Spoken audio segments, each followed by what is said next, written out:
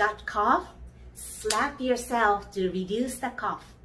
Whether you've got virus infection, allergy, or asthma, you got cough, you want to break up the mucus that is stuck inside of your lungs. Temporarily, this is going to make your cough worse because that is the only way out. Slap inside of your arms, all the way to the shoulder, to the chest, into the lungs. When you do this, take a deep breath and breath out. And slap all over your chest. If you have someone at home, have them slap your back too. These nerves inside of your arms are connected to the lungs. You're waking up these nerves.